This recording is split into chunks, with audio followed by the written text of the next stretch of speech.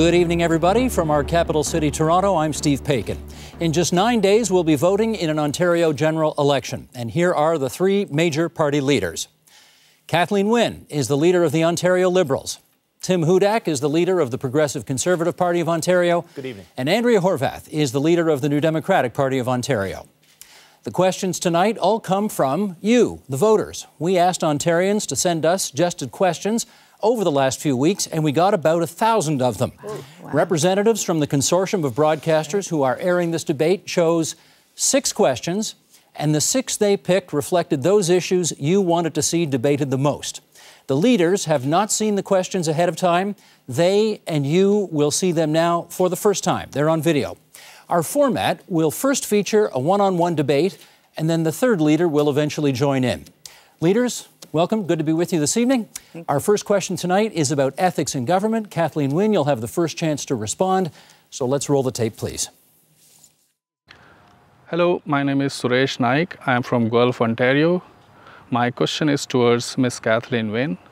And the question is, how can I trust a Liberal government with my retirement money when they have squandered $1 billion on a gas plant scandal and then tried to hide it? How can I trust that there will be money left when I am ready to retire? Ms. Wynne, your reply. Thank you very much. And good evening, everyone. Bonsoir, Annie, bonjour. It's a real privilege to be here. And Suresh, I want to thank you for that question. You and all Ontarians have a right to expect ethical behavior from your leaders. You do, from all politicians. And I want to address the issue, particularly of the relocation of the gas plants. The decisions around the relocation of the gas plants that were made were wrong.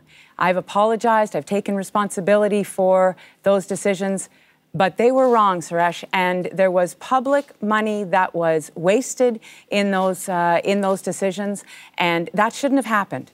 And in the process, the public good was sacrificed to partisan interest. I got involved in politics because I want to protect the public good. I believe that government must be a force for good. And that's exactly why, when I came into this role, I acted to make changes that would ensure that that would not happen again. But I know that people are still angry. You have a right to be angry because there was a breach of trust between government and the people of the province.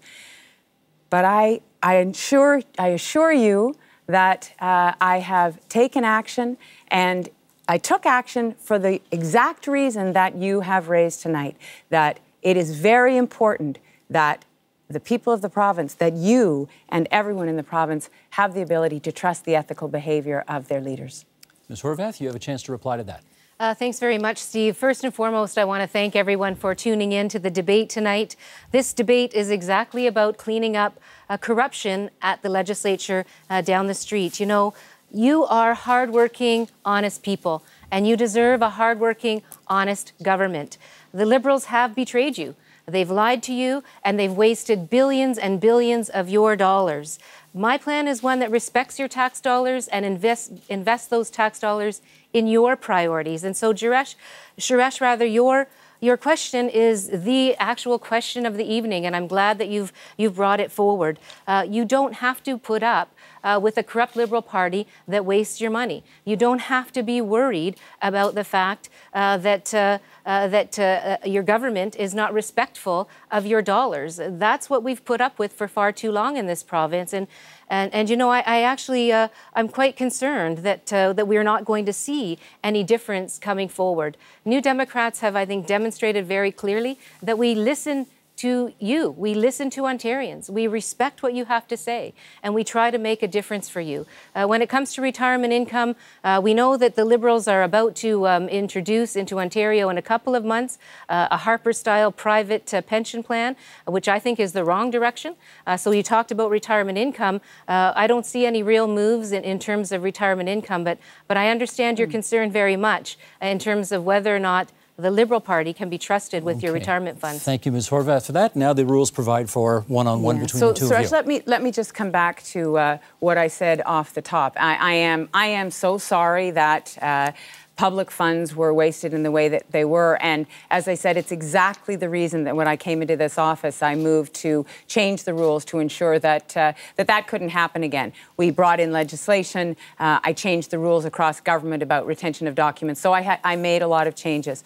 But you know, this election is a very, very important one, and there's some very stark choices. You mentioned retirement income. In fact, we are proposing a retirement pension plan that's modeled on the CPP. So I'm not sure exactly where Ms. Horwath is coming from in terms of the nature of the plan that we're putting forward, but we all know that Canada Pension Plan. We all know that the Canada Pension Plan should be enhanced, and Stephen Harper has decided not to do it. Which is part of your plan, is PRPPs. Those are Harper-style private pension plans that you intend on bringing to Ontario this year. But you know what? There's a question that I have for you, and it's a question I think Ontarians want answered.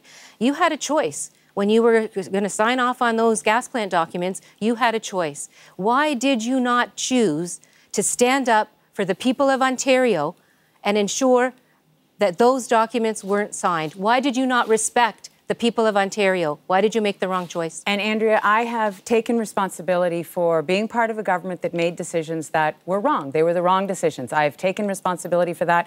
I've apologized before, and I've apologized again tonight.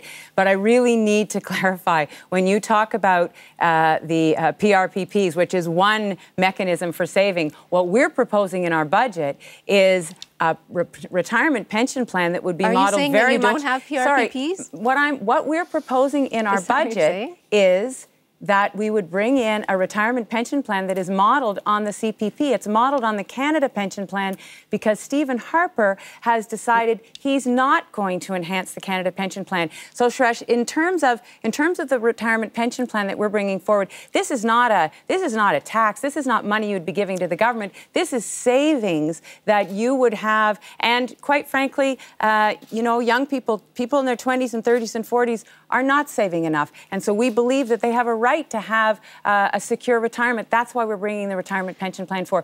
PRPPs are another thing. Yes, they're another thing, but you've included them in your plan, and you're not kicking them down the road till 2017. You're putting them in your plan for this year, for September. So that's obviously your priority. But the question around the wrong decision you made in signing off on the gas plants is an important one, because it speaks exactly to ethics and leadership. You had a chance to stand up for Ontarians. You had a chance not to sign that document, and you made the wrong decision there. So you might call it a mistake, but others call it corruption, Ms. Wynne, and that is the crux of Suresh's question, and it's the crux, I believe, of this election right now. And Andrew, I know that that's a word that you've been using a lot, but I need you to understand, I need the people in the province to understand that I take responsibility, that I was part of a government that made decisions that were not the right decisions. In terms of the retirement security that we're proposing, yeah, there are a number of ways to save for retirement. PRPPs, the pooled retirement plans, those are optional. We're putting forward a plan that would model the CPP. Okay, thanks, Ms. Wynne. We now invite Mr. Hudak to join the debate. Well, thank you. And Suresh, thank you very much. Perfect question to start out the night. Look, you saw an impressive performance by Ms. Wynne. She looked in the camera and said that she apologized, but, you know, quite frankly, Andrea, you and I have seen that act a few times before. And you know very well at home, Suresh, that if somebody apologizes and then they do the same thing again and again, they didn't mean it. And they're simply going to do it one more time. You know that if Kathleen Wynne, the Liberals, get away with that gas plant scandal, they're going to do it again. And look, I'm not going to be the best actor on the stage tonight. I'm not going to be somebody who's going to come up here and do a great performance. I'm going to tell you like it is. You'll hear from Ms. Horwath and Ms. Wynne what they think that you want to hear. I'll tell you what we need to do together. We actually need to spend less, not more. We need to focus on job creation, getting people back to work in our province. And we need somebody in the Premier's chair who's a competent economic manager. Make government work for you. And give you honest government. Sure, so if I had a cabinet minister that pulled off these stunts like we saw with eHealth, with Orange, with the gas plant scandal, I'd kick them out of cabinet. If my cabinet ministers don't make good on the promises to you to reduce spending, to balance the budget, I'll dock their pay. And I have to ask Kathleen directly back. This is a bit like reverse question period. Andrea asked you a very good question now twice. You stood there when Dalton McGuinty put in front of you, like the podium you have right now, a document that cost the taxpayers over $1 billion. Why didn't you just say no? Well, Tim, you know, I think that you know perfectly well that I was part of a cabinet. There were decisions being made, and I've said that the decisions weren't right. When I came into this office, I opened up the process so that we could get all the information but that you were asking Steve, for. Respectfully, so, you're not one of many at the cabinet table, Ms. Wynne. You were the one who had the document in front of her. You were the co-chair of the Liberal election campaign. Yours is the signature on that contract that sold taxpayers up the river. You had a choice. You had an opportunity. You could have said no and saved us $1 billion. It was in front of you. Why didn't you just say no? Tim, you know, I was, as I said, I was part of a government, and I was part of a cabinet that made decisions that were not right. And I've appeared before the committee twice, and we opened up that process. I appeared before the committee twice, and I told the committee exactly what I knew and when I knew it and what I did. And I did not direct, as you know, I did not direct all of the decisions. And I have said that they were wrong. But Tim, you know, it is a challenge to say when there's been a mistake. I guess I would ask you, and I think people at home have a right to know, if you make a mistake in your platform and the numbers are wrong and it's a completely flawed premise, do you then apologize or not? Kathleen, come on. I mean, how can you say the same thing as an argument among economists and how many jobs we're going to create when they agree we're going to create jobs? How can you compare that to taking $1 billion out of the pockets of viewers tonight? How can you compare that to your decision to actually sign that document? And Kathleen, Tim, you know that you were in front of the committee. You mentioned the committee. You said it only cost $40 million when you knew full well it was $1 billion. Okay, let's get one at a time, please. Steve, we haven't heard from Ms. Horvath in a while. The bottom line is we've seen the same behavior over and over by the Liberal Party over a number of years. It's not just the gas plant scandal. It's eHealth. It's Orange. It's not being able to get a sense of what's happening with the Pan Am Games security budget. Now, apparently, there's a building downtown where there's an issue. It's the problem with the Liberal Party. It's not one individual. You can change the chairs around the table, but the corruption in the Liberal Party runs deep, and it continues to rear its head over and over and over again. And so I think that that's what Ontarians are frankly concerned about. You're hardworking, honest people, and you want to have a hardworking, honest government, and we have seen the Liberal Party not be able to deliver that. And that's why this election, you do have a choice. You don't have to choose between a corrupt Liberal Party that wastes your money and Mr. Hudak, frankly, who's got some bad math. Got a minute left in this segment, so 30 and 30, please. Yeah. So I just need to be clear that the allegations, the false allegations that you're making, Andrea, are just that. And I have been very open about my role, and I have brought in changes to make sure that what happened with the gas plant relocation doesn't happen again. But each of the other situations that you talked about, whether it's eHealth, where now thousands of people in Ontario have electronic health records, or Orange, where we have made changes at the organization, each one of those situations was different and needed a different response, and we gave that response. Need to save some time for Mr. Hudak. You know, if somebody apologizes and then they do the same thing over and over again, they didn't mean it. And sadly, while Ms. Wynne says that she changed the laws, we see the scandals keep happening. With Orange and now with this real estate boondoggle Mars that took $300 million out of health care, you know very well, if they get away with this, they're going to try it again, and you'll pay the price. Thank you, leaders. That is our first question. We now move on to question 2. This one is about energy and electricity, and let's roll the tape, please. Good evening. My name is Zishan Mustafa, and I'm from Ajax, Ontario. The question that I have for the leaders tonight is, what will your government do to ensure that energy in Ontario remains affordable, low cost, and regulated in the best interest of the consumer? Thank you. All right, Andrea Horvath, you have the first reply to this one. Well, I'm really glad you raised that question, because it is exactly what's on the mind of Ontarians everywhere in this province that I travel. You know, I just did a town hall meeting not too long ago on the phone, and I was talking to a woman in Sudbury who told me that her electricity bill costs her about $15,000 annually. $15,000 for her hydro. And what she's hearing from the Liberals is that that's going to go up by 42%. New Democrats don't believe that we should have the highest electricity rates in our province. We know, in fact, that not only is that problematic for yourself and for people like the woman that I spoke to from Sudbury, but it's also a problem when it comes to our economy and ensuring that we can keep jobs and investment here. So New Democrats are talking about things differently than the Liberals and the Conservatives, both, by the way, who support the privatization and deregulation brought in initially by Conservatives, followed up in spades by the Liberals.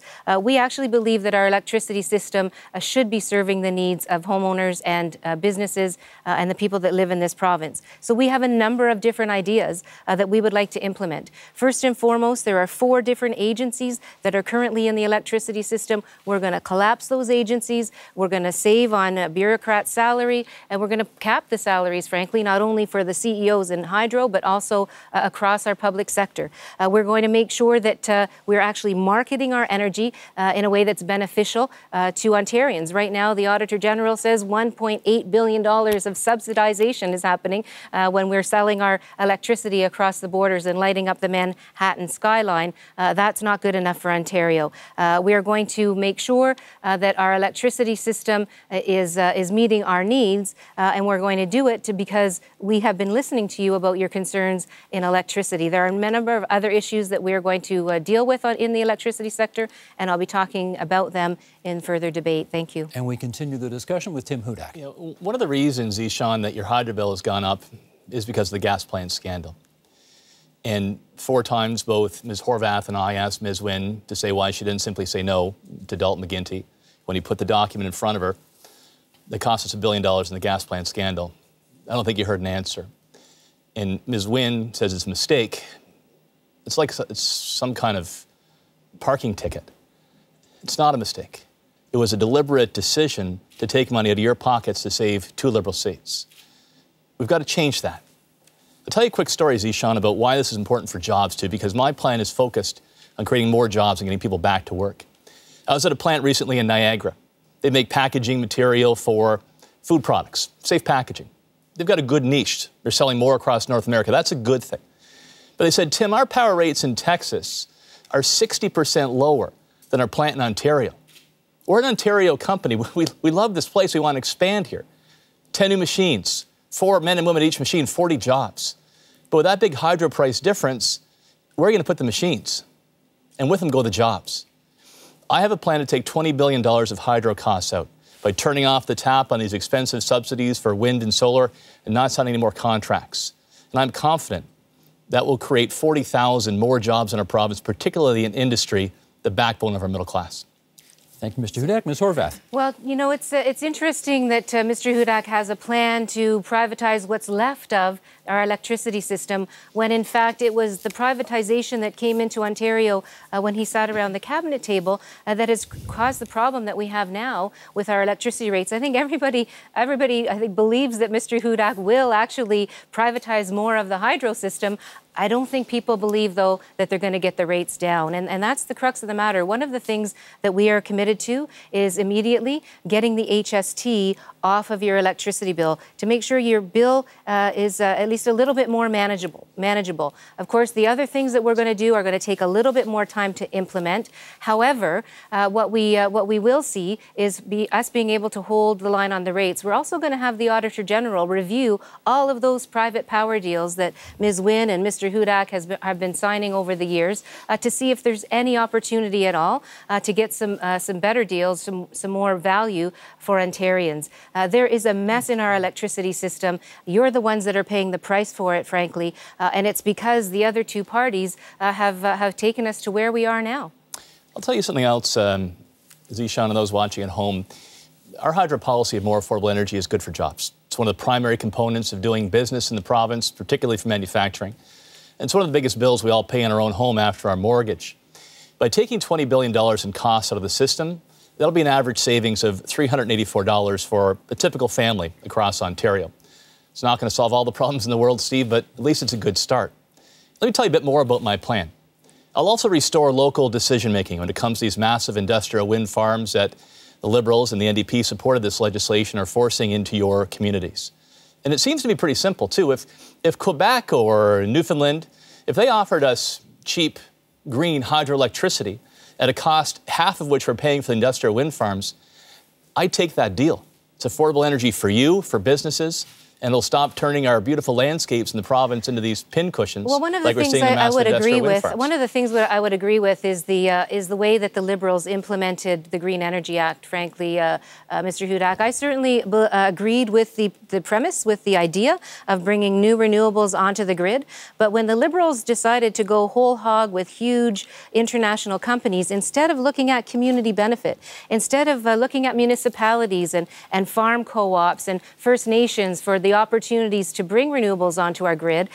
The shame of it is that the Liberals have taken something that I think everybody believes is good. You know, renewable energy, people believe in that. But they've taken that and they've ended up putting it in place in Ontario in a way that pits family against family, neighbor against neighbor, municipality against municipality. It's an excellent point. It has been a failed implementation. Respectfully, Andrew, I'll ask you this back. The PC caucus brought forward 3 different bills that would restore local decision-making, like you say, that you support, and that would end these expensive subsidies. But Andrew, while you say that tonight, each and every time, you voted with the Liberals. You had 3 times to say no to these projects, and 3 times you betrayed constituents across Ontario and supported the Liberals. So was that a mistake then, or are you just changing your story tonight? No, Mr. Hudak. In fact, we all know what your motions look like when you bring them to the legislature. They usually have something in there that makes no sense whatsoever. And please describe that to me, because I remember one in particular that said they'd restore local with the people of Ontario. And that's our time for the one-on-one. Ms. Wynne now gets into the action. Thank you very much. And I really appreciate the question. You know, when we came into office in 2003, the electricity system was in disarray. We were having brownouts and blackouts, and no one so far tonight has talked about the critical need for reliability in the system. The investments that we have made in the system to build, for example, more than 10,000 kilometers of transmission line were desperately needed because the system had been neglected. So, Zishra, to make sure that the lights would come on when you turn the switch on, that's the work we've been doing, and that's the work we need to continue to do. But we absolutely recognize that there are people who are struggling to pay their bills. There are businesses that are struggling to pay their bills. So that's why we have programs in place to help people with paying their bills. The Ontario Clean Energy Benefit, which Tim Hudak has said he will take off all bills, that would increase everyone's bill by 10% right off the bat. We've got that on there because we know people are struggling. But Ms. Wynne, you're telling people they're going to be paying 42% more. The Northern Industrial Energy people rate can't afford is their in bills place right now. to help businesses. The Northern Industrial Energy rate is in place to help businesses so that they can compete. But the reliability that we need, Pickle Lake needs more capacity. Neither of the people standing here tonight, except for our plan, has said how they would make sure that all of the communities in Ontario have the reliability that they need. Our plan makes those investments because we know that electricity is needed all over the province. Steve, if I could talk more about my plan as well. Look, my plan is called the Million Jobs Plan. It's a plan for lower taxes to create jobs. It's a plan to have less government debt and balancing the books. And it's a plan for affordable energy. One of the reasons your bill has gone up so much is because under Dalton McGuinty and then now Kathleen Wynne, the hydro bureaucracy has mushroomed in size. Believe it or not, there are 11,000 people at Ontario Hydro, Hydro One and OPG, making $100,000 a year more. No wonder your bill's gone up. And the Ontario Power Authority, which Dalton McGuinty created and Andrew Horwath and Kathleen Wynne support, that mushroomed from 12 employees to 250, 84 of whom are making $100,000 a year more. And their whole job is to drive up your hydro bill signing contracts. Well, I'm clear. I would downsize that bureaucry and pass on the savings to people at home. Can I just get in just for a sec? Because this election, is coming down to a very stark choice. And Mr. Hudak talks about his Million Jobs Plan, which is not that, which is based on a completely flawed premise. Our plan is to invest in the communities, in the people and their talent and skills, to invest in the infrastructure, including electricity infrastructure. You know, I would agree. In our plan, I would agree in our that plan, let's let her is finish about the a answer. choice. I believe that this is Hang on, about can we let her finish her answer and then we'll come over here. When I talk about investment, I'm talking about connectivity, like making sure that farm communities and rural communities can have access to natural gas. That's part of our plan. That's the kind of investment that needs to be made if we're going to compete.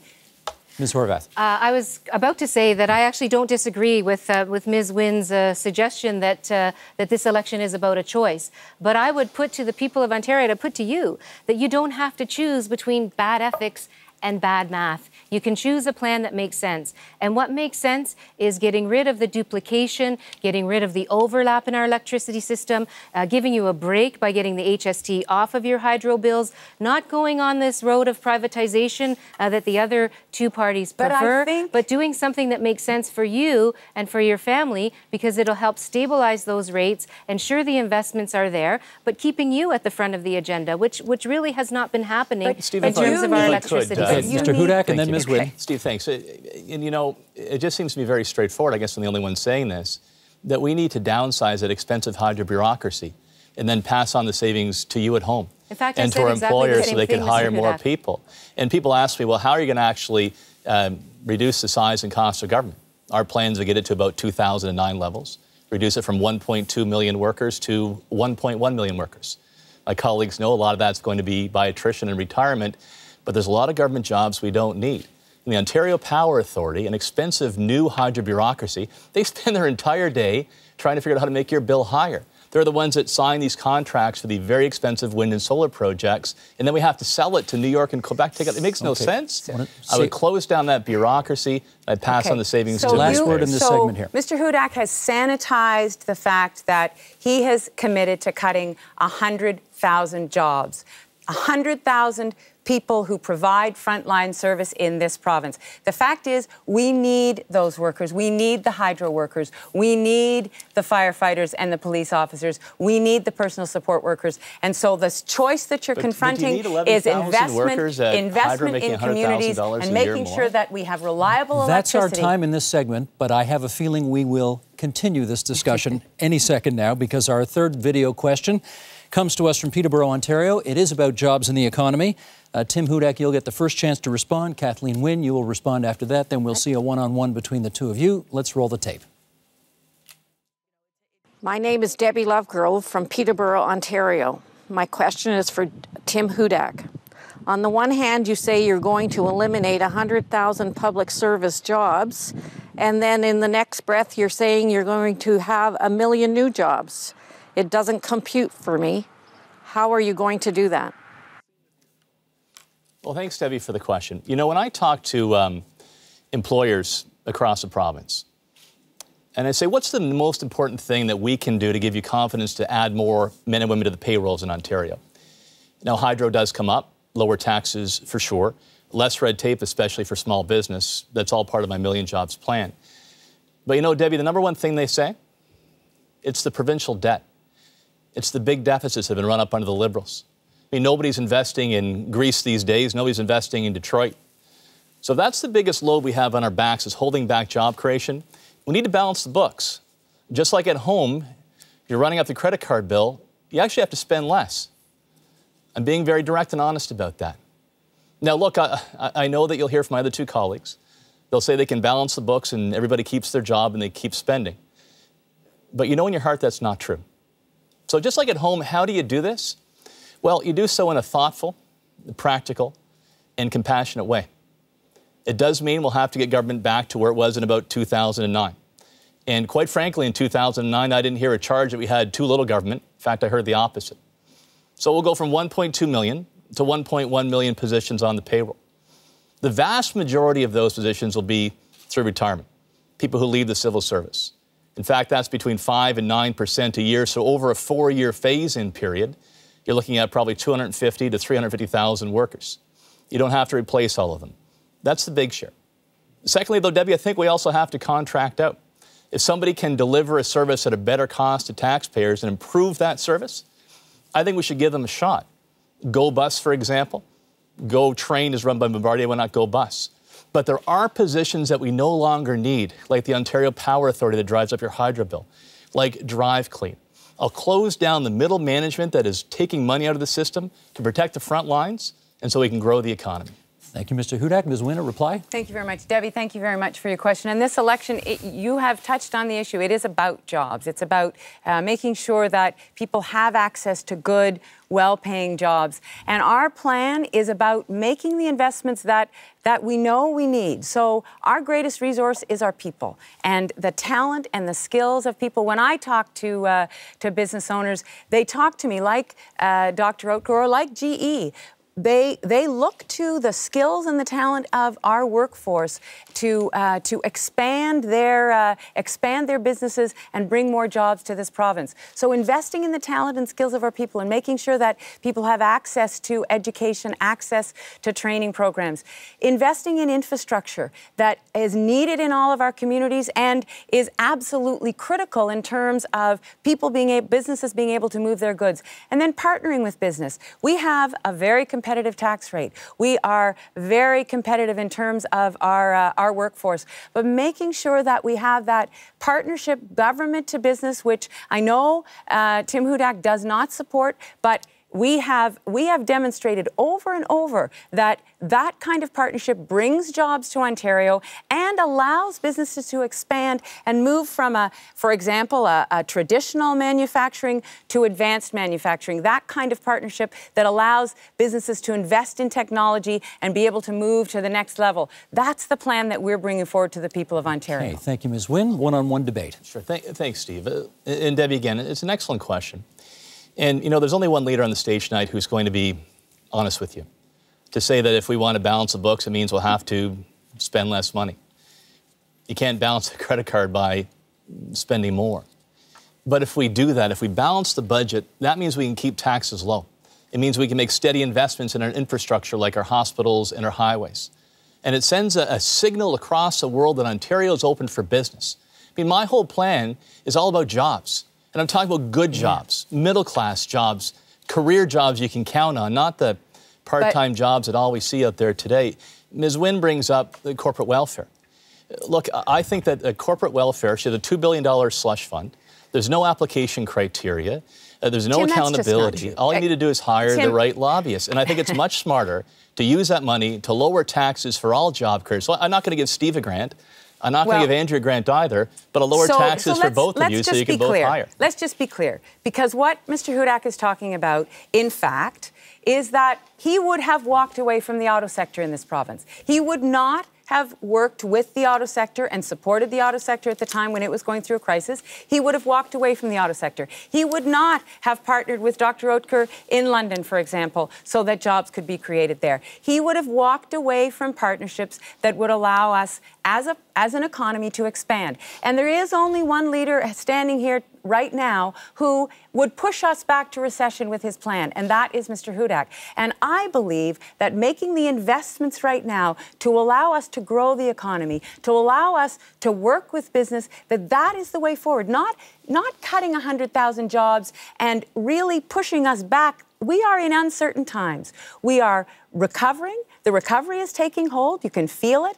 But the shock to the system that what Tim Hudak is suggesting would actually push us backwards and would be irresponsible. You know what? I'm really glad that Debbie... Sorry, you're not in yet. This is still one-on-one. Sorry. Go ahead, Mr. Hudak. My plan is going to create jobs, a lot of them. And look, I'm excited about my plan because I know it's going to work. I know in my heart and in my mind that lower taxes mean that businesses are going to invest in Ontario again, hire more men and women in our province. I know in my heart and in my mind that lower energy costs, affordable energy, will mean that industry hires again. And I know that if we balance the budget in our province, don't go deeper in debt, it's going to attract more investment. You know what? I'm so confident, Debbie, in my plan. I'm so confident in my plan that it's going to work, that if I don't actually carry through in my plan, if I don't keep my promises in the Million Jobs plan, I'll resign. I'll step down from office. That's how confident I am in my pledge to you watching at home, that my plan's going to work.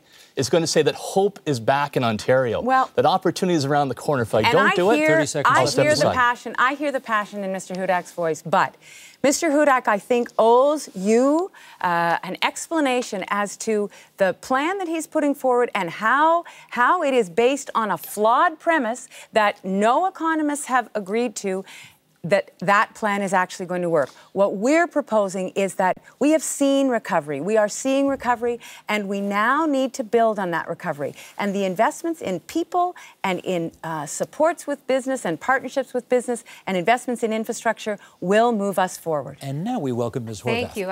I was looking at the clock. It was at 0, so I apologize to both of my colleagues for that. Is that clock not working? It's not working. It's kind of jumping all over the place. Okay, our apologies. We've got to get that fixed. So I do want to start, though, by thanking Debbie for that important question. I've been around this province hearing concerns like yours about jobs, and nowhere more than Peterborough, frankly. The last time I was in Peterborough, which was not too long ago, Debbie, your unemployment rate was at 14%. So I can see how you would be worried about jobs. I've seen what it's done to your community, that high unemployment rate.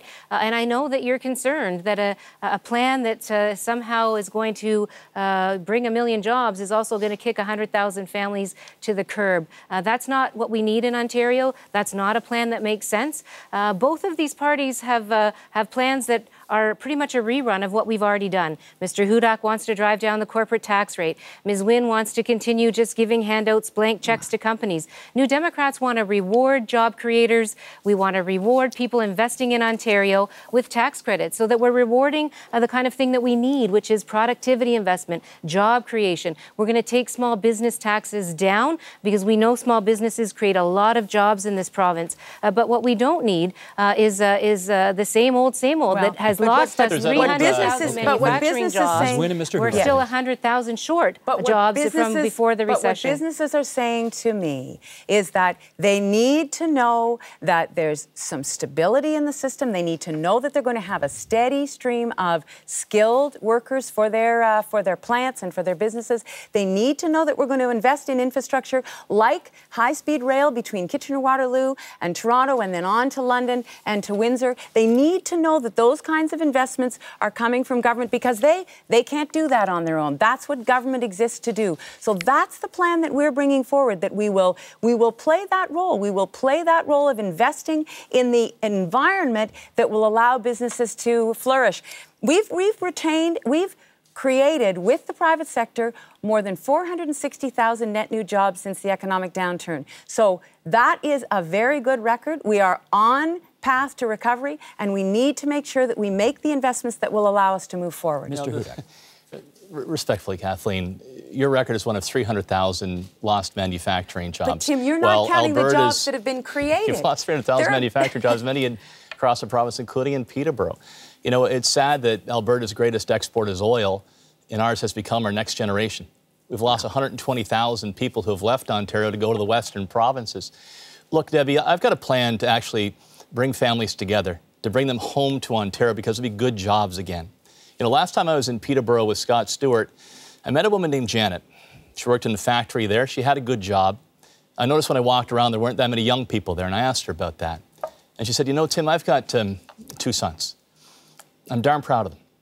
They did all the right things. They both went to university. One went back to college to hone his skills. But neither one has a job. They're both at home with my husband and I. And I really worry because each day they talk about how their friends have gone out to Alberta, Saskatchewan. I'm afraid those families are going to fly apart. Look, my plan is to make sure Ontario has the lowest tax on job creators anywhere in North America, to have affordable energy rates again. My plan will put 1 million people back to work over the next 8 years. But Tim, so my point of view is, let's just get going. Tim, there's no evidence. You're talking about putting 1 million people back to work. There's no evidence that your plan would create 1 million jobs. And I think that Debbie and everyone in Ontario has the right to ask how, if you take 100,000 jobs out of the economy and you push us back towards recession, how does that create jobs? What I know is that businesses are looking for a partner in government. You know, putting in place a $2.5 billion Jobs and Prosperity Fund over the next 10 years, that will allow us to partner with business, not so that government creates the jobs, but government works with business to help them to buy the technology, to make sure that they are able to compete globally. You wouldn't do any of that. Well, and that would drive us back. A little while ago. Is your clock showing 40 seconds left? Yes, it is. It is There's now. no doubt that, thanks, Steve. There's no doubt that Mr. Hudak's million jobs plan has a million math mistakes in it. There's also no doubt that the Liberals have not delivered on jobs.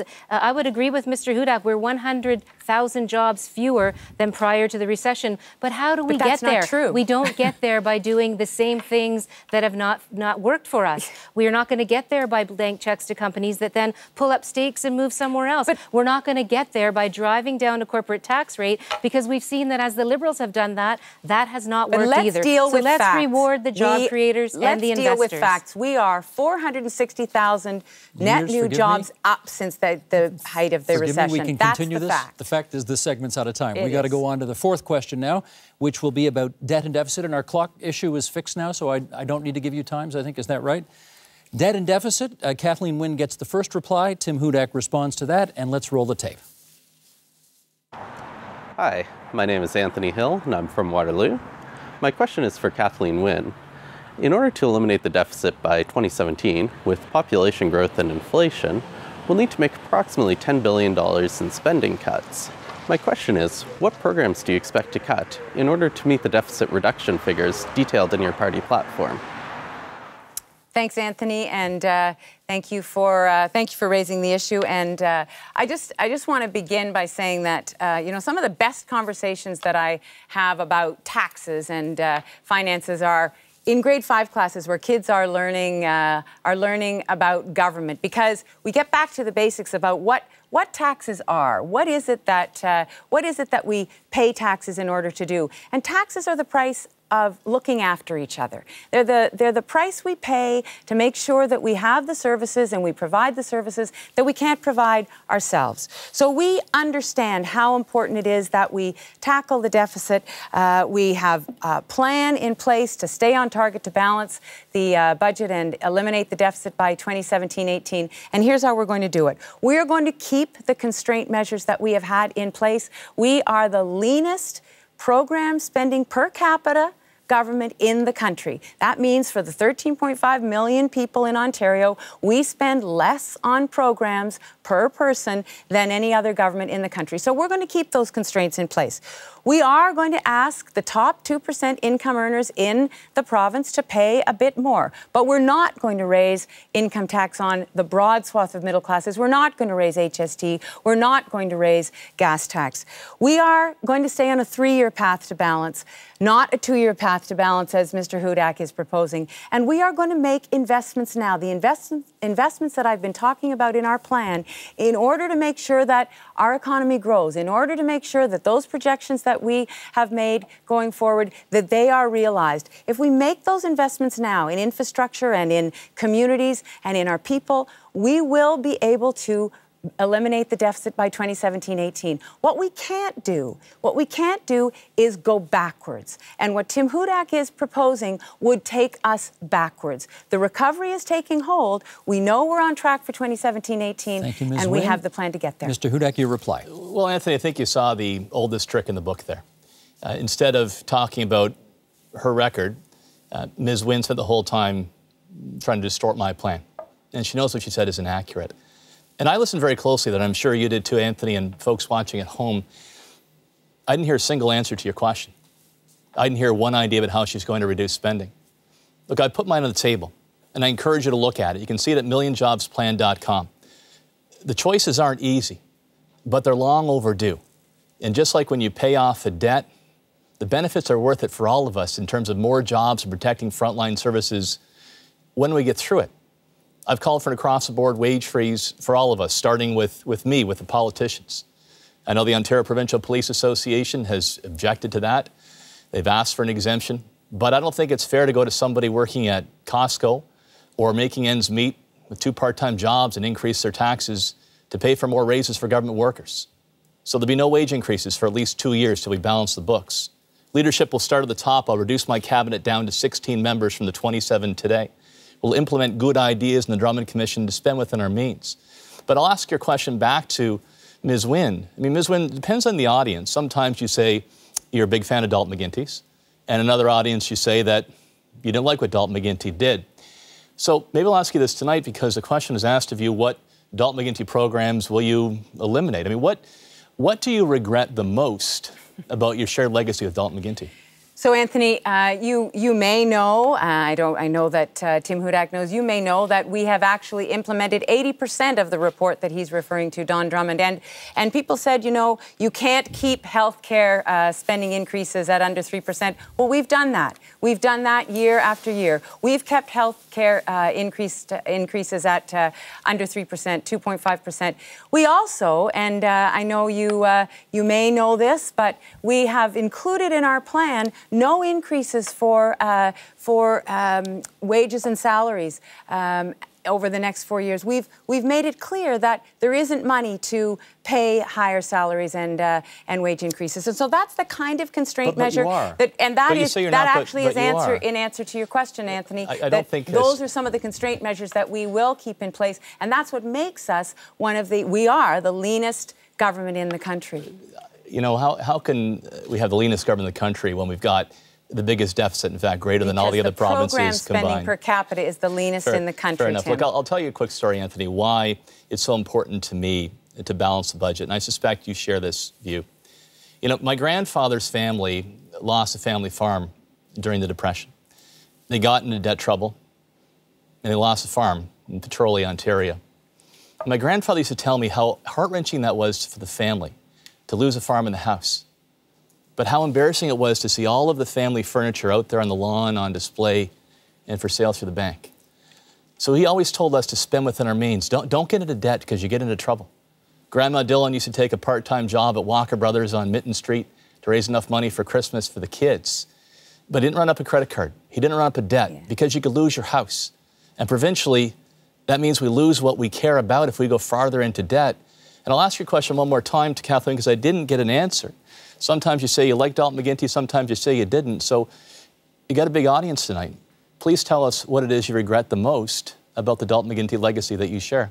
Well, I'll tell you, Anthony, what I am proud of is that we have created an environment. We've put in place $12 billion in tax cuts for families over our time in government, $5 billion in tax cuts for businesses. We have done a lot to help people, to allow them to thrive. My fear is, and I think that it's something that we all need to consider, what Tim Hudak is suggesting would actually push us back towards recession. So that recovery that I'm talking about, that is allowing businesses to thrive, that recovery would be stalled by what Tim Hudak is proposing. And 100,000 families would suffer from losing a job and losing that breadwinner or that income not true. that and just comes from a good job. Just because you say it over and over again. That does not make sense to me. Just because you say it over and over again doesn't mean it's true. Well, you've said you're going to cut 100,000 jobs. And I've known you for a long time. You've said you're going to cut 100,000 jobs. And we spent a lot of time together in your office, and I thought of you as an honorable person. I know you work hard. You had some very senior cabinet roles. But Kathleen, you're distorting our plan. And when I hear you say that over and over again... So you're not going to cut 100,000 jobs? That tells me that you're more interested in changing the topic, because you didn't give a single answer on how you're going to balance the budget. You refused to answer Andrew Horwath's question or mine, and why you didn't say no to Dalton McGuinty when he said we're going to charge $1 billion to cancel a gas plant to save 2 seats. Look, we're going to reduce the size and cost of government from $1.2 million to $1.1 million over a 4-year phasing period. Ms. Horwath, turn to get in. I also wanted to talk about this issue, Anthony, because it's an important one. And certainly New Democrats are committed to balancing the budget by 2017-18. But I can tell you, we're not going to be doing it on the backs of hardworking families in this province. What we won't be doing is wasting billions and billions of your hard-earned dollars on our own political well-being. You know, imagine what that money could have gone to. Imagine what over $3 billion could have done. Never mind deficit reduction, making sure that our healthcare system's meeting our needs, making sure that kids don't go to school with empty stomachs. There's a lot that could have been done with those billions of dollars that have been wasted. But I can tell you that New Democrats actually have an idea that makes sense, and that is ensuring that everyone is part of getting us back into balance, getting that deficit eliminated. And that's why we're going to raise very modestly by 1% the corporate tax rate in this province. We'll still be very competitive with everyone else that's around us, competing jurisdictions. But what it will help us do is achieve our goals in transit and transportation infrastructure, achieve our goals in making sure that we're providing the kind of health care that people expect, achieve our goals in making life more affordable for you and your family. That's what the priority for New Democrats is. It's actually respecting your tax dollar and investing your tax dollar in your priorities. And so the plan that we have put forward, which was laid out first in our budget and is now laid out in our plan for moving forward, it's a thorough plan. It has been well thought through. It makes the investments that we know are needed. It addresses the issues around revenue that would allow us to get to balance and to eliminate the deficit by 2017-18. But it takes into account that we need to work with business. So business has said to us, you know, our tax rate is competitive. We don't need a higher tax rate, a higher corporate tax rate right now, which is what Andrea Horwath is proposing. We don't need a shock to the system like 100,000 jobs being taken out of the economy. We need government to partner with business, and we need the investments. We have dead money. We have people who are sitting with very flush balance sheets because your corporate tax reductions have not led to the results that you were supposed to get. You were supposed to get jobs with tax cuts. They didn't come. You were supposed to get investment. It didn't come. We are still very, very poor in terms of our productivity investment. And so doing the same thing over and over again makes no sense. But I've talked to businesses too, and they've told me that a 1% increase is not going to be all that big of a deal, and that they understand that they have to participate in making our economy work, that they have to be part of the solution of unlocking the gridlock. Let's get Mr. Hudak in here. I don't know how we went from a conversation. Let's get Mr. Hudak. Steve, I don't know how we went from a conversation of how we're going to save money and reduce spending to one of competing tax increases. Look, if you think the taxes are too low, then vote for Kathleen Wynne or Andrea Horwath. They just told you how they're going to increase taxes. I think that's going to cost us jobs. If you actually want to balance the budget, you have to reduce spending. And you can only reduce spending by reducing spending. And we need to make those choices now, today, before the debt spirals out of control. And I am confident that a province of Ontario that has a balanced budget, that is run well, is going to attract and keep well-run businesses. And I've laid out where we can find the savings through the Drummond Commission Mr. report. Hudak, your tough medicine is certainly not Buckley's. It tastes awful, but it's not going to work. But we'll tell you this. I mean, I'm talking about an 8% spending reduction over the next 4 years. 2% a year over 4 years. 8% reduction. Surely you don't think the government's 92% efficient. And if you do think the government's 92% efficient, you're never going to get us out of this mess. So I just want to go back to Anthony.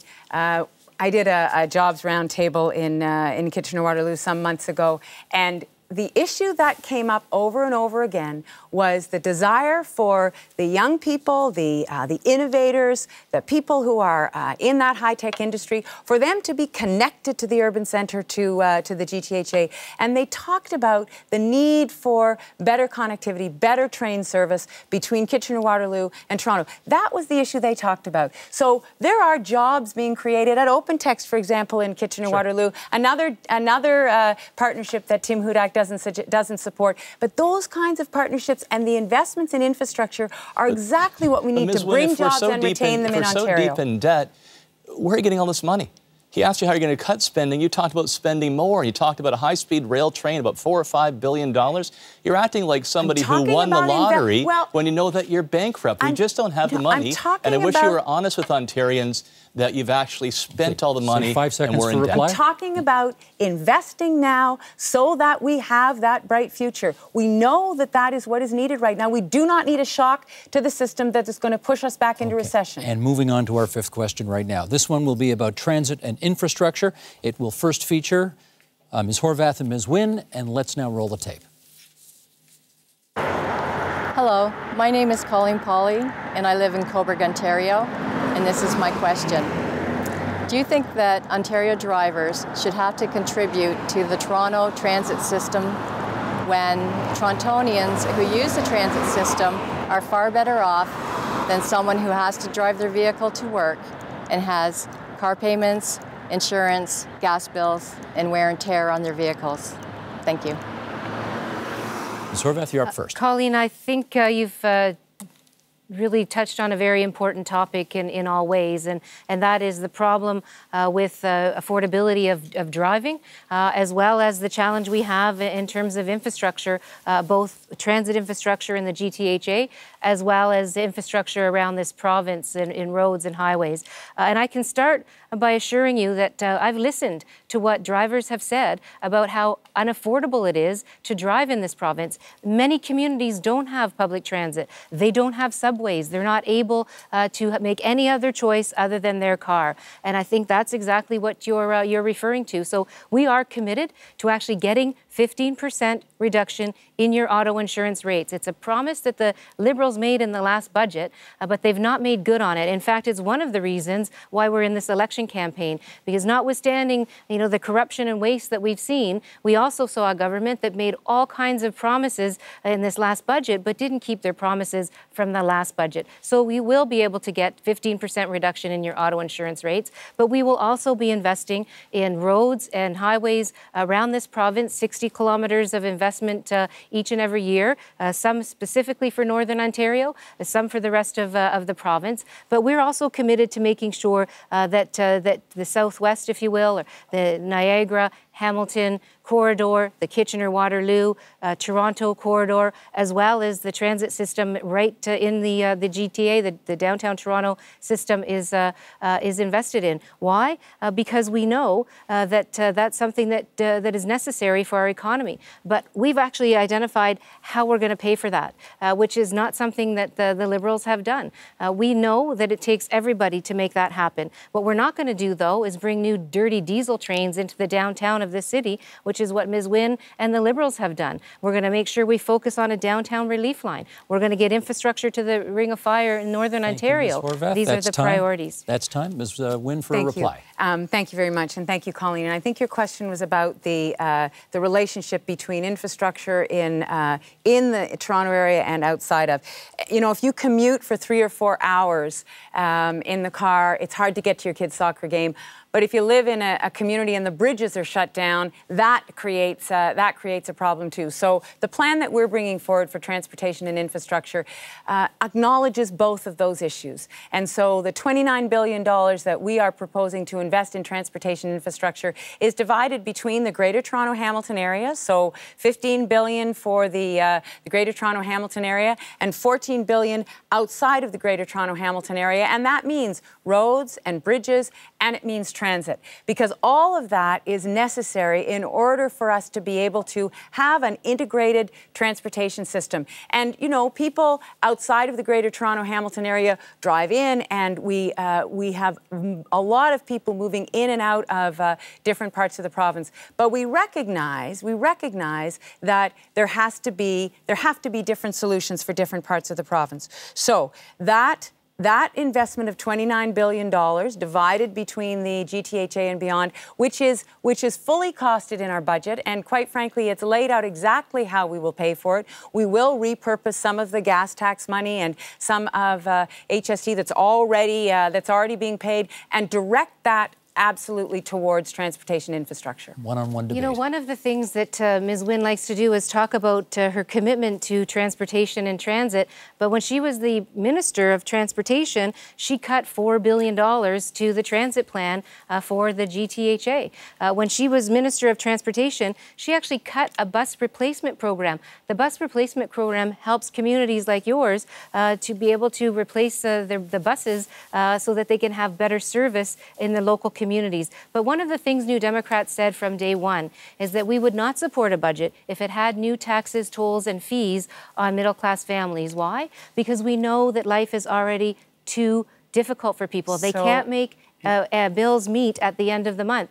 People are very frustrated. In fact, they fall off their chair when they open their bill, like their electricity bill. Hydro, for sure, but your auto insurance bills as well are problematic. So our plan is actually one that invests in not only communities, but in larger communities, but in Northern Ontario as well. But Andrea, here's the thing. Your plan actually rests on our plan. So you talk about $29 billion, and the $29 billion that we have costed out in our plan. is divided between the GTHA and beyond, and you know that.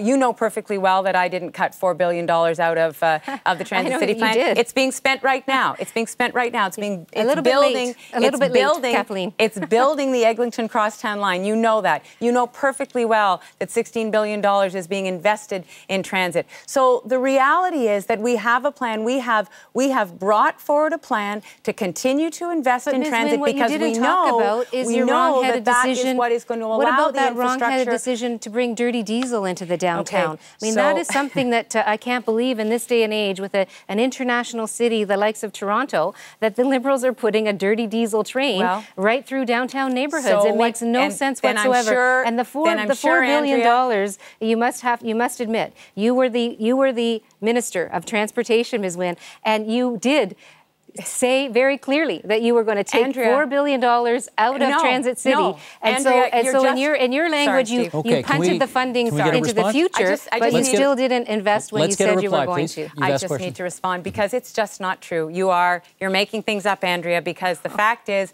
the $4 billion, that was a cash flow issue. That money is being spent right now. It is building the Eglinton Crosstown line, and you know it. In terms of the Union Pearson to the Union Station to Pearson train, you know that train was part of the bid for the Pan Am Games. It will have the highest quality, the cleanest diesel in the world, Tier 4 diesel, and it's convertible to electric. That train will be converted to electric because it was in the bid book and you couldn't build it that fast. So that's why it's being built the way it is. So you're giving up the health and well-being of the people in those neighborhoods because you couldn't build it fast enough. No, actually, we're putting. That's what leadership is not, Kathleen Wynne. It's the cleanest That's diesel. What leadership is not. Well, I have to say. You know what leadership is? It's having a plan to make sure that we can invest in the transit and the roads and the bridges that are needed across this province. It's your government that took money out of the winter maintenance program. We had carnage on northern highways because your government took money out of the winter maintenance program for those roads that are literally the lifeline of northerners. That's the record of your government, Ms. Wynne, when it comes to transportation investments. Mr. Hudak's chance to join the debate. The same as they've always been. Well, thank you, Steve. Let me say to Colleen in Cobourg and those at home, I'm somebody who believes fair is fair. And, I'm tired of Dalton McGuinty, now Kathleen Wynne, pitting one province, part of the province, against the other. We shouldn't play special favorites. I want to make sure that small town Ontario is booming, and our big cities like Toronto, Ottawa, and Hamilton are booming too, to make sure our whole province together moving forward. Let me tell you what I mean by that. Debbie and Miller and Maitland and I, Maitland, of course, now just 2 months old, we live in Wellandport. And everybody in West Lincoln, where we live, they pay the same gas tax as everybody else. But under the Dalton McGuinty and Kathleen Wynne plan, they don't get any money back for roads or bridges. Our plan will ensure that every municipality gets their fair share of gas tax revenue for transportation. Now let local councils decide if they want to put into roads or bridges, the subways or buses. And secondly, I want to make sure that we can get Toronto moving again. And I've said this now twice tonight, but you are right, Andrea is right about this. You were transportation minister. You cut the budget and you didn't build a single new subway stop over 11 years. My plan, to make sure we build subways in the city of Toronto, starting with an east-west crosstown, and then north to Richmond Hill, and east to Scarborough. And I want to expand our GO train service, which is a strength in the system, with more all-day two-way service, and expand the rush hours till 9 a.m. in the morning and 8 p.m. at night so families can actually get home and spend time That's a really good idea, and it's in our plan to electrify the whole GO system. But you know what? What you haven't talked about is whether you're going to support the LRT in Ottawa, because apparently you're not going to support the LRT in Ottawa. You haven't talked about whether you're going to support the LRT in Kitchener-Waterloo. We have a plan that supports those municipalities, that allows those municipalities to build the transit that they need. And Colleen, to your question, it does not ask you in Cobourg to pay for those transit solutions in the Greater Toronto Hamilton area. It divides the money around the province and allows for the roads and the bridges that are needed in small communities, and also allows for the transit in our larger urban centres. And I'm glad we're talking about transit. I'm glad we're talking about infrastructure. But you need to know, Colleen, that we have brought forward a plan that is costed. We have been making investments in infrastructure. Neither of the other parties have supported those investments, and they don't have a plan to continue the building. There's no doubt that if Kathleen Wynne gets re-elected, she's going to increase your taxes. I mean, she says she's going to balance the budget, but a few minutes ago she didn't lay out a single idea to reduce spending. She said earlier on that every government job is precious. She's not going to have any reductions in government anywhere, including Drive Clean or the Ontario Power Authority. She's actually going to add on more. So the only choice she has is to raise taxes. We've seen this movie before. Dalton McGuinty said he wouldn't raise taxes. He got elected. He increased taxes. And Kathleen, I've known you for a long time. I respect the work that you did. You took on some tough cabinet jobs, but you've changed. And you're using the same tricks you learned from Dalton McGuinty. Because we all know if you don't have an idea on how to balance the budget, you're going to increase taxes on families like Colleen's across the province. Tim, why don't you just admit the truth that there's no way to balance a budget in your plan unless you actually increase taxes like Dalton McGuinty did? Well, I've been very, very clear. And Colleen, you know, you can look at our plan. I've been very, very clear about the investments that I believe we absolutely need to make. And those are investments in people and their talent and skills. They're investments in infrastructure like the infrastructure you are talking about. And they are investments in a business climate and supports for business that will allow them to thrive. I've seen Tim Hudak's movie before, too. Tim Hudak was part of a government that slashed public services and did not care for the interests of the people of the province in terms of education, in terms of health care, and said that they were going to, but then did not. That's what Mike Harris said. There it is there. You She's talk going to about say, seeing a movie before. I've seen plan. that movie before. Steve, you see somebody here who's going to distort our plan because she doesn't want to talk about her record. And her record is one with Dalton McGuinty of saying no new taxes, and then increasing taxes after the last election campaign. And that money that could have gone in from the gas plant could have gone into our highway system. Let me ask you this. I've laid out our plan. But Ms. Wynne, if you said you've changed, why did not a single person ever get fired? Why did nobody lose their job? Why did nobody ever get called up on the carpet for the gas plant scandal? Can you name one person who lost their job? The Liberal government when it comes to... Half a minute left here, and we haven't heard from Ms. Horwath. When it comes to keeping the promises that they make. I mean, Ms. Wynne, you talk about Kitchener-Waterloo. I can remember something about a Highway 7 expansion in the 2007 election campaign, and then again in the 2011 election campaign. And here we are, and that project still has not been undertaken. I can remember the Thunder Bay gas plant conversion. That's just not true. Highway 7. Save some time for a reply. Yes, sorry, I need to save some time for reply. Go ahead. It's just not true, Andrea.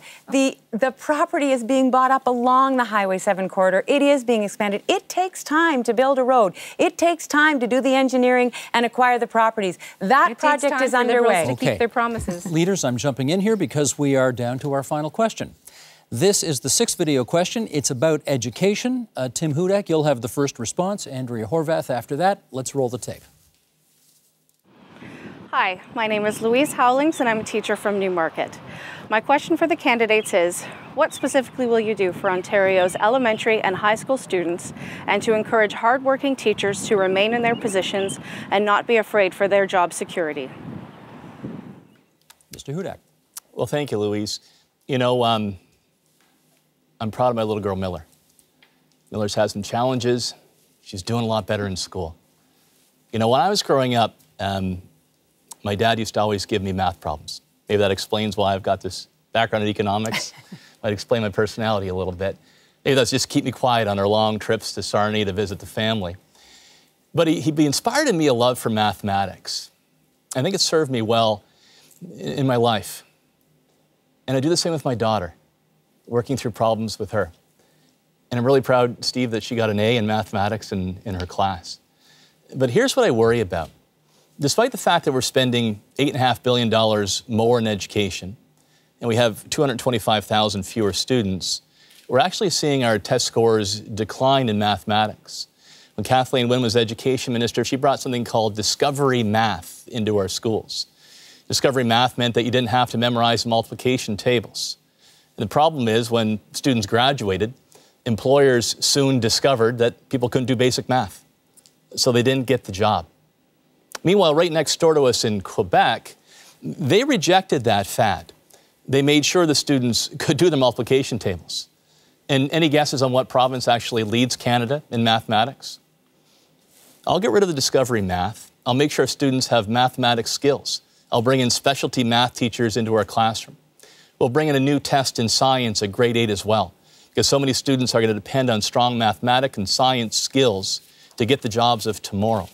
And I'm also going to do, you asked about the high schools. We got to do a lot more when it comes to skilled trades. in our schools. I want to encourage colleges to track back into our high schools to open the eyes of young men and young women to good jobs in the trades. Those are my priorities for education, and I want to make sure my daughters excel like you want to see for your kids too. Thank you, Mr. Hudak. Ms. Horvath. Louise, I want to thank you for the question as well. It's interesting, I was in Sarnia not too long ago talking to a woman who was afraid she was going to lose her job because the child care centre is closing in that community. And it's closing because the Liberals have destabilized our child care system in Ontario. And of course, we know that child care is an important part of early learning, and it helps children succeed in grade school and then on to high school. New Democrats have made a commitment of $100 million to stabilize our child care system because the Liberals have left us with literally dozens of potential closures in child care. But when it comes to education, I can tell you what I won't do.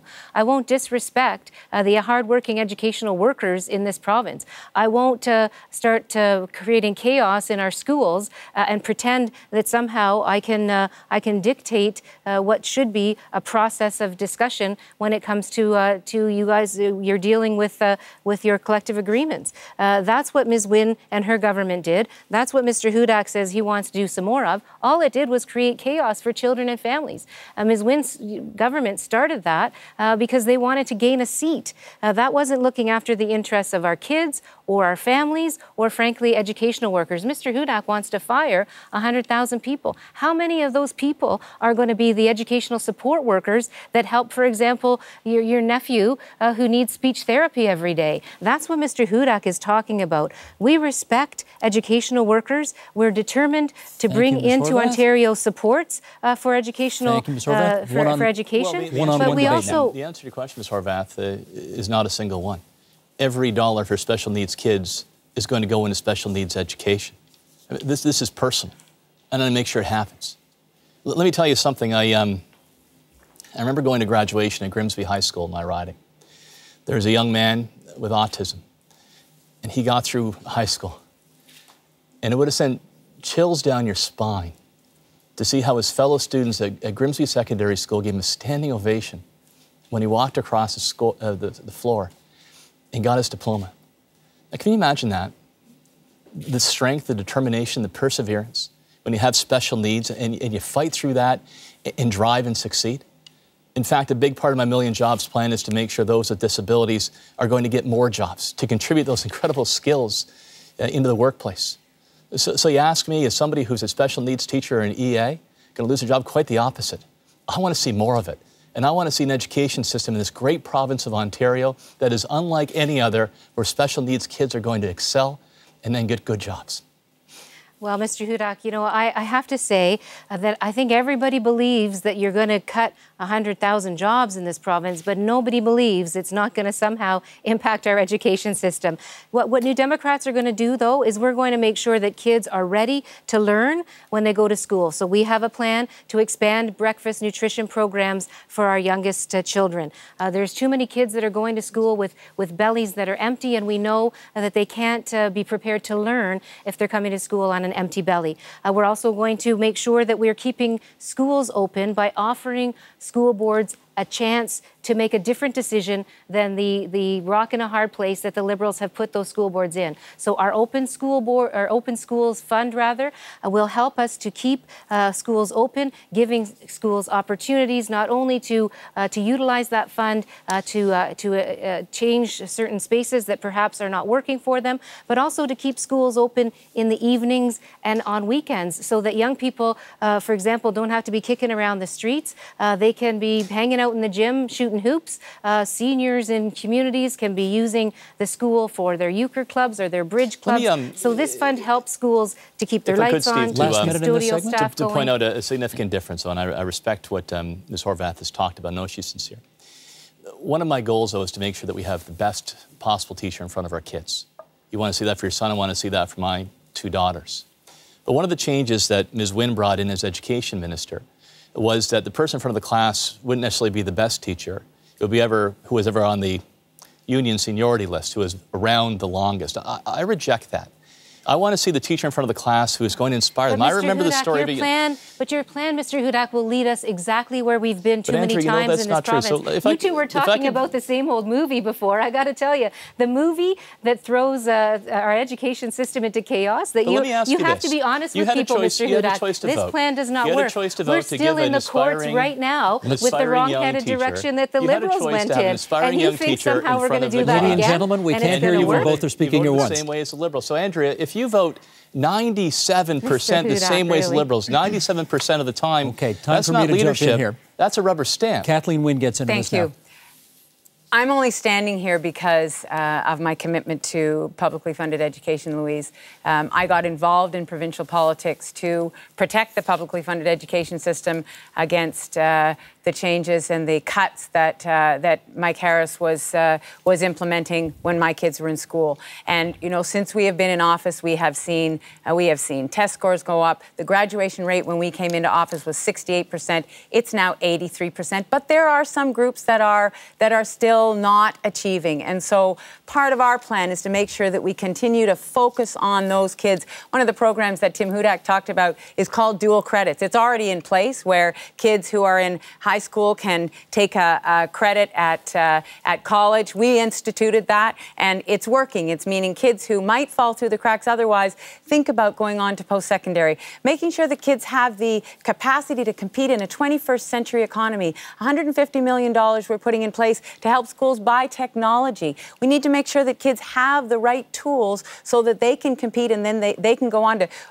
either post-secondary or on to a skilled trade, quite frankly. They need those skills. The disrespect that you showed to the educational workers of this province and the chaos that you threw everyone into with that wrong-headed decision. Well, so and what everybody can understand, I think, is that we are a party that makes sense. Our plan makes sense because it focuses on your priorities, and one of those priorities is respect. We respect our educational workers, we respect our families, we respect Ontarians. Which is exactly... And that's why the plan that we've brought forward is one that respects your tax dollar and invests in those priorities. The collective bargaining process is very important to me and to our party. And you will know, Andrea, that you will know that we brought in legislation to make sure that we have a strong collective bargaining process in the education sector the next time round, because it went wrong. You're absolutely right. And we have put in place a better program. You did the same thing over again when you teamed up with Mr. Hudak to drive a bill through the House that did the exact same thing, that interfered with the exact same processes. So that's the problem. Well, you can say one thing one day, but people can't trust you that you're actually going to live up to your word. We've seen broken promise after broken promise. Andrea, we've seen wasted money after wasted money. We've seen billions spent on political well-being of Liberals, but not on the priority of Ontarians. It's a very good speech by Andrea, and I'd agree with the vast majority of it. I do support a wage freeze. And I'm the only one standing up here that says that we'll freeze wages for all of us in government, starting with the politicians. It'll save us $2 billion a year, and I think it's a fair and reasonable our legislation thing. That did but that. No, you know, we did actually, Kathleen. We voted for it. But Andrea, let me ask you this: to freeze MPP wages? No, you didn't. You stalled it. Let me ask you this, Andrea. You say that you're different, but 97% of the time, you voted the same as the Liberals. That's not leadership. That's a rubber stamp. And when hydro bills have gone up by $650, I'd like to actually respond to that. Let me just say, aren't half the costs actually on your back because you prop them up 97% of the time? When I look at the last 3 years, Mr. Hudak, I don't see a single thing that you've been able to accomplish. You've spent the last 3 years really not accomplishing anything, and now you're telling the people of Ontario that somehow your plan that has bad math, that's going to throw 100,000 people onto the unemployment line, is the best choice for Ontario. I disagree. So the best choice for Ontario can I just go back to Louise for 1 sec? Please. Louise, we are going to make sure that full-day kindergarten is implemented so that all 4- and 5-year-olds across the province this coming September have access to full-day kindergarten. We are going to respect the collective bargaining process, and we have put in place legislation that defines the roles more clearly so that teachers and support staff and school boards understand exactly what their roles are. And we will continue to invest in education because we know that if we're going to compete globally, and our kids do compete globally, if we're going to compete globally, we need to have the best educated workforce, and that starts with our kindergarten and starts with our publicly funded education system. I just when I see the NDP, who say they're different and say the Liberals are corrupt, when they vote for the Liberals 97% of the time, you know that's not leadership. That's basically a rubber stamp. So when your hydro bill has gone up by $650, when the gas plant scandal cost you $1 billion, if they voted with the Liberals 97% of the time, aren't half those costs on the NDP's back as much as the Liberals? Well, you know, it's interesting. I believe that our first and foremost job once we're elected is to try to get results for people, to try to make their decision work for them. And they made a very clear decision a couple of years ago. And New Democrats worked hard. In fact, it was New Democrats whose work brought forward the cover-up that happened with the gas plant scandal. And I know Ms. Wynne would like us to sweep that under the rug and not talk about it. Well, but the bottom line is that's what New Democrats do. We work hard and we try to get results for people. And that's what I'm looking forward to doing. And leaders, that is our time. That is our time for debate. We have time left for closing statements. You've drawn lots. Tim Hudak, you go first. Well, thank you, Steve. I know we have 2.5 minutes, but I'm not going to take up the entire time because I think that the choice tonight is crystal clear. And so is my message. Hope is on the way. I appreciate you tuning in tonight. I appreciate the great debate with my colleagues, Ms. Wynne, Ms. Horvath. But there's only one leader standing on the stage tonight who's been direct with you and who's been honest and who's laid out a plan to bring jobs back to our province and reduce spending in the province of Ontario. And I made a commitment tonight as well that if I don't actually carry out my plan, I'll step aside. I am so confident my Million Jobs plan is going to get Ontario back to work. That's my commitment to you. Soon you'll hear Ms. Wynne speak. I bet she spends a good part of her time attacking my plan because she doesn't want to talk about her record. I understand that. It's one of high taxes, lost jobs, energy increases, and scandal. But if you give me the option, if you give me the opportunity to be your next premier, I will fight hard for you each and every day. I will think every day about how I'm going to make sure your son or daughter has a good chance at a job and to respect your tax dollars. Hope is coming. Opportunity is around the corner. Jobs are on the way. And that's my commitment to you. Thank you. Andrea Horvath. I want to start by saying that there's no doubt that you have a very important decision ahead of you. You don't have to choose, however, between a corrupt Liberal Party that wastes your money and a Tim Hudak plan to fire 100,000 people. You can choose a party that respects you with a plan that makes sense. Your tax dollars should be invested in your priorities, not wasted on spiraling CEO salaries, on ads that are partisan, not wasted on corruption and scandal like the Orange Air ambulance, like the scandal with the gas plants. We don't have to vote for a party that brings you the e-health scandal. You're hardworking, honest people in this province, and you deserve a hardworking, honest government, one that respects your tax dollars and that invests those tax dollars in your priorities. And that's what New Democrats are offering, making your life more affordable, getting the HST off your hydro, getting those rates down when it comes to your insurance, your auto insurance, making sure our healthcare system works for you. We're going to get wait times in emergency down by 50%. How? Investing in nurse practitioners in the ER, getting rid of the wait lists in home care and long-term care, bringing new family health clinics, 24-hour family health clinics to this province. We're going to invest your tax dollars in things like the environment, protecting our environment, making sure that our poverty rates are going down, making sure that our education system is working for children and their families. We have listened. I have listened carefully to what you've told me over the last number of years. I've not only listened, but I've heard you, and I respect you. And if you give me the opportunity to become your premier on June 12th, I will deliver for you. Kathleen Wynne. Thank you very much. And thank you very much, everyone, for tuning in. I don't know all of you, obviously, but I've met a lot of you.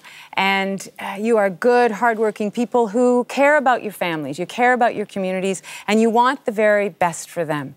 And you're going to be facing a very stark choice next Thursday.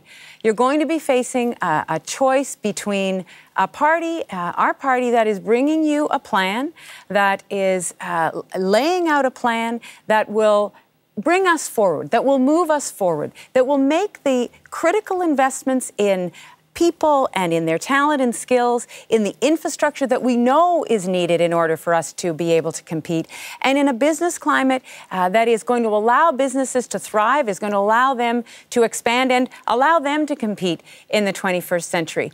And all of that underpinned by a retirement security plan that actually allows people to not worry so much about financial insecurity when they do retire. I think that's something that everyone should be able to expect. So it's a choice between that and, quite frankly, a party that's bringing forward a plan that would push us back to recession.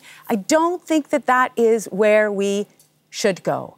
We are in uncertain times still. The recovery is taking hold. We can see it. We can see it in our communities. Businesses are starting to expand. There are jobs coming. But to put a shock into the system that would push us back to recession would just be wrong for the province. So you have a hard decision to make, because the fact is we all believe in public service. We wouldn't be in politics if we didn't.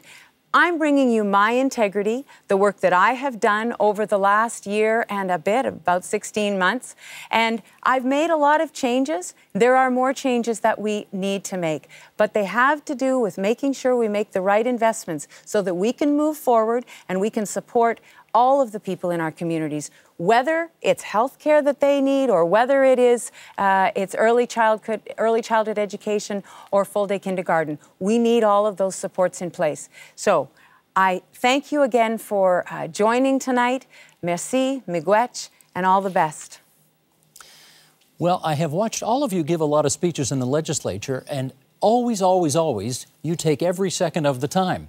And tonight, you didn't. And we find ourselves actually a minute late. So is there anything else you guys want to talk about tonight? No, I can't really do that. But let's thank Kathleen Wynne, the leader of the Ontario Liberals, Tim Hudak, the leader of the Ontario Progressive Conservatives, thank you, and Andrea Horwath, the leader of the Ontario NDP, for coming to the Broadcast Centre in downtown Toronto tonight and engaging in this now time-honoured tradition of having a leaders' debate before the election, which is only 9 days away. Thanks, everybody. Thank you. That is our time tonight. We want to thank the leaders for being here. We want to thank you for watching. And, of course, we do want to remind everybody that Election Day is Thursday, June the 12th. We encourage you, even if you decline your ballot, we encourage you to vote. I'm Steve Paikin. Good night, everybody, from Toronto.